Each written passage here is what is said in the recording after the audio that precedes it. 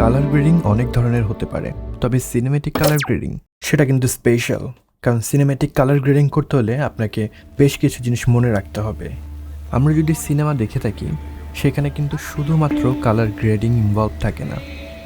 Colour গ্রেডিংয়ের সাথে থাকে editing techniques, effects, music, sound effects, সব কিছু।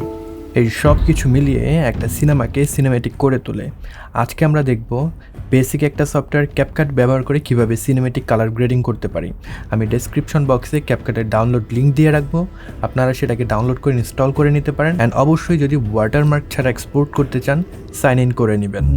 ক্যাপকাট ওপেন হয়ে গেলে পরে নতুন একটা প্রজেক্ট তৈরি করব এবং যে ভিডিওগুলো নিয়ে কাজ করতে চাই সেগুলোকে নিয়ে আসবো আমাদের প্রজেক্টে। এবার কাজে লাগান আপনার ক্রিয়েটিভিটি। ভিডিওর যে অংশ কাজে লাগাতে চান শুধুমাত্র সেই অংশগুলো আপনি সিলেক্ট করতে পারেন। এডিটের প্রয়োজনে কোনো ভিডিও যদি রিভার্স করার দরকার হয় তাহলে এই রিভার্স বাটনে ক্লিক করলেই হয়ে যাচ্ছে। যদি মনে হয় কোনো ভিডিওর স্পিড বাড়াবেন সেক্ষেত্রে চলে যাবেন স্পিডে এবং এখান থেকে প্রয়োজন অনুযায়ী স্পিড বাড়াতে পারবেন। আর যদি স্পিড র্যাম্পিং করতে চান সেক্ষেত্রে পাশের এই কার্ভ যে আইকন রয়েছে সেটার উপরে ক্লিক করে এখান থেকে নিজের ইচ্ছে মতন আপনার স্পিড র্যাম্পিং করে ফেলতে পারেন। কাটছাট হয়ে যাওয়ার পরে ভিডিওটাকে প্লে দিলে দেখতে হবে অনেকটা এরকম।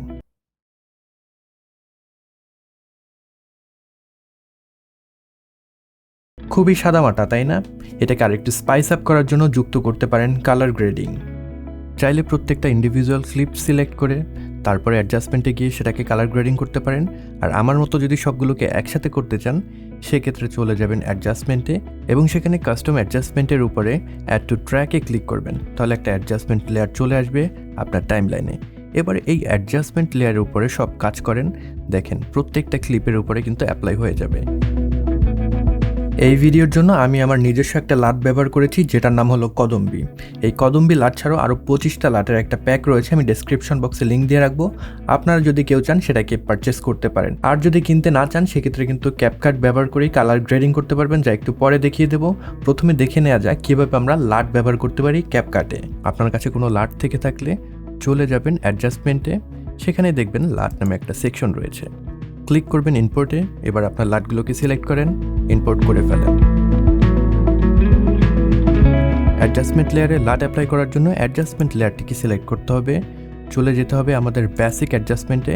এখানে দেখব লাটের একটা সেকশন রয়েছে, যে লাটটি আপনি চুজ করতে চান সেটাকে সিলেক্ট করে দিলেই কিন্তু লাট অ্যাপ্লাই হয়ে যাচ্ছে।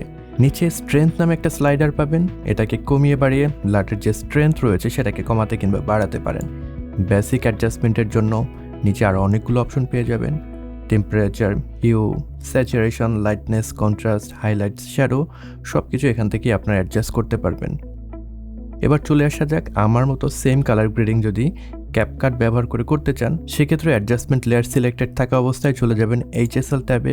এখান থেকে গ্রিন কালার সিলেক্ট করবেন, হিউটাকে চেঞ্জ করে ইয়েলোর দিকে নিয়ে যাবেন, দেন ইয়েলো কালারটিকে সিলেক্ট করবেন এবং সেটার হিউ দিয়ে দেবেন একটু অরেঞ্জের দিকে। ব্যাস হয়ে গেল। তবে এখান থেকে হয়তো আমারটার মতন পারফেক্ট রেজাল্ট পাবেন না, তবে কাজ চালিয়ে নিতে পারবেন। ক্যাপকাটে স্কিন টোন এবং এক্সপোজার সেট করার জন্য পেয়ে যাচ্ছেন ভেক্টর স্কোপ এবং ওয়েব ফর্ম। ভেক্টর স্কোপে এই লাইন বরাবর থাকে স্কিন টোন। যদি আপনার ভিডিওতে মনে হয় স্কিন টোন ঠিক নেই সেক্ষেত্রে স্কিন টোনের কালার এই লাইন বরাবর নিয়ে আসতে হবে। কালার অ্যাডজাস্টমেন্ট থেকে টিন্ট এবং টেম্পারেচার অ্যাডজাস্ট করে ঠিক করে নিতে পারেন স্কিন টোন। কালার গ্রেডিং হয়ে গেল। এবার যদি আমরা প্লে দিই ভিডিওটা,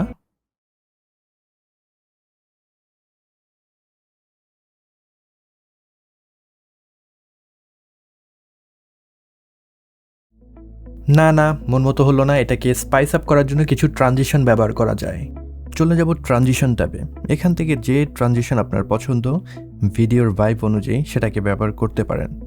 আমার ভিডিওর ভাইব যেহেতু অনেক স্লো এই কারণে আমি খুবই নিউট্রাল ট্রানজিশনগুলো ব্যবহার করেছি। আমি ব্যবহার করেছি হোয়াইট স্মোক, গ্লেয়ার টু এবং মিক্স নামে যে ট্রানজিশন রয়েছে সেগুলো। এবার যদি খানিকটা প্লে দেই,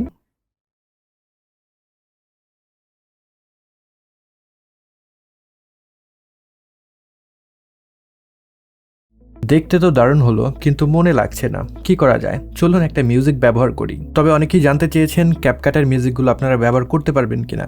যদি আপনি ভিডিওগুলো শুধুমাত্র টিকটকে আপলোড করেন সেক্ষেত্রে সেফ, কারণ ক্যাপকাট টিকটকেরই একটা অ্যাপ্লিকেশন। তবে অন্য যে প্ল্যাটফর্ম রয়েছে যেরকম ফেসবুক, ইউটিউব, সেখানে যদি আপলোড করতে চান আমি রিকমেন্ড করব ক্যাপকাটের যে মিউজিক রয়েছে সেগুলো ব্যবহার না করার জন্য। আমি আপনাদেরকে সাজেস্ট করব ভিডিওটা কাটার আগেই মিউজিকটাকে নিয়ে আসতে, এতে করে সেই মিউজিকের বিট অনুযায়ী আপনারা কেটে নিতে পারবেন।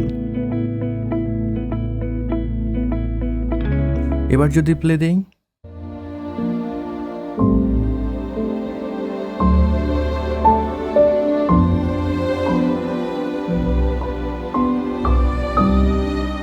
অনেকটাই ভালো লাগছে। তবে এটাকে আরেকটু স্পাইস আপ করার জন্য কিছু সাউন্ড এফেক্ট এবং কিছু ইফেক্টস অ্যাপ্লাই করা যায়। শুরুতেই আমি টেলিভিশন ওপেনের একটা ইফেক্টস ব্যবহার করব, শেষে টেলিভিশন বন্ধ হয়ে যাচ্ছে এরকম একটা ইফেক্ট ব্যবহার করব। সেটার সাথে তাল মিলিয়ে সেগুলোর জন্য সাউন্ড এফেক্ট দিয়ে দেব এবং মাঝখানে আমাদের এনভায়রনমেন্টের কিছু সাউন্ড এফেক্ট আমি অ্যাড করে দেব।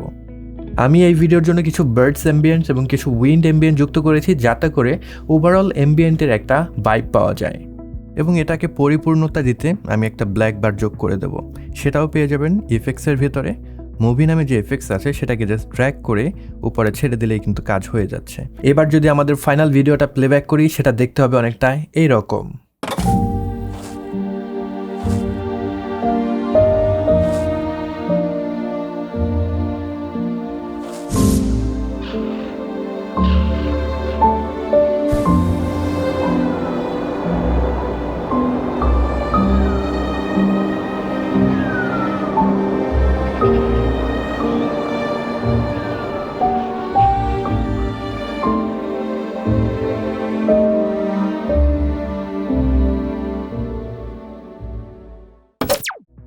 তো এভাবেই আপনি ক্যাপকাট ব্যবহার করে দারুণ সব কালার গ্রেডিং করে ফেলতে পারেন। তবে সিনেমেটিক কালার গ্রেডিং যদি করতে চান, শুধুমাত্র কালার গ্রেডিং করলে চলবে না, তার সাথে অ্যাড করতে হবে অ্যাপ্রোপ্রিয়েট মিউজিক এবং সাউন্ড এফেক্ট। ভিডিওটি ভালো লেগে থাকলে বন্ধুদের সাথে শেয়ার করতে ভুলবেন না, একটা লাইক দিতে পারেন এবং এই চ্যানেলটি সাবস্ক্রাইব করে রাখবেন। আপনাদের সাথে দেখা হয়ে যাচ্ছে পরবর্তী কোনো এক ভিডিওতে। সে পর্যন্ত গুড বাই।